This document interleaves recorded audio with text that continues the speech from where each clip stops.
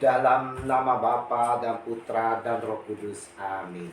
Shalom Aleihim.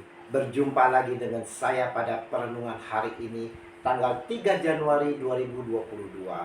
Mengenal dan memahami pelayanan Yesus Tuhan kita. Hari ini Gereja Katolik merayakan pesta nama Yesus yang tersuci.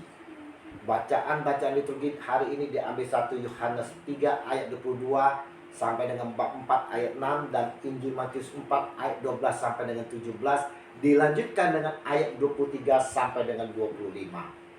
Saudara-saudaraku yang terkasih di dalam kasih Kristus, bacaan Injil hari ini saudara merupakan penggenapan nubuat dari Nabi Yesaya, di mana penggenapan yang disampaikan oleh Nabi Yesaya yaitu penangkapan Yohanes Pembaptis yang merupakan awal dari perjalanan misi Yesus Kristus. Sejak waktu itulah Yesus memberitakan, bertobatlah sebab kerajaan sorga sudah dekat. Matius 4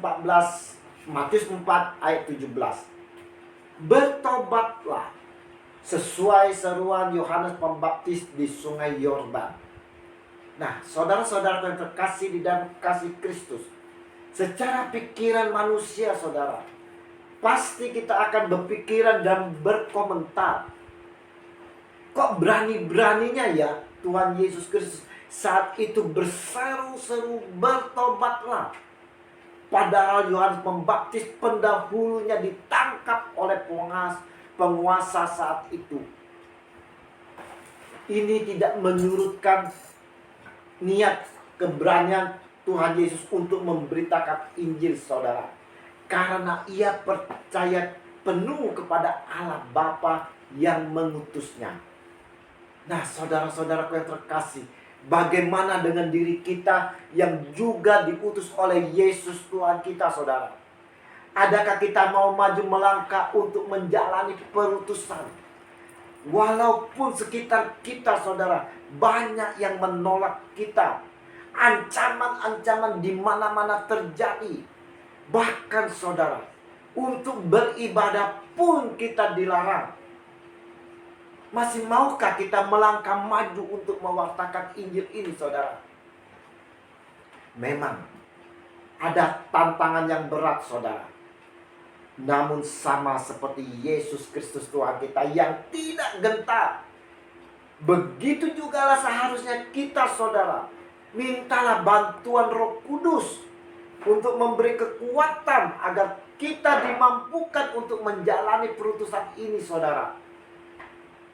Kalau kita lihat saat Yesus mewartakan Injil saat itu saudara, dengan seruan bertobat, tidak saja hanya sekedar berseru bertobat saudara, tetapi Yesus selalu mendampingi, mengajarkan, dan menyembuhkan banyak orang. Kita tidak hanya sekedar mewartakan, tetapi kita juga mau seperti Yesus Tuhan kita saudara, untuk mendampingi dan memberi pengertian yang benar akan firman Tuhan, agar mereka yang kita wartakan dapat memahami akan arti pertobatan.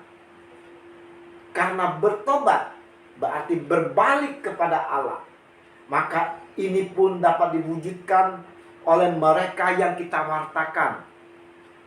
Saudara-saudaraku yang terkasih di dalam kasih Kristus, dalam pendampingan pun saudara-saudara, kita perlu tunjukkan kasih Yesus kepada mereka semua yang kita wartakan, agar mereka merasakan kasih Yesus dan damai sejahtera dari Yesus sungguh-sungguh hadir di dalam kehidupan mereka.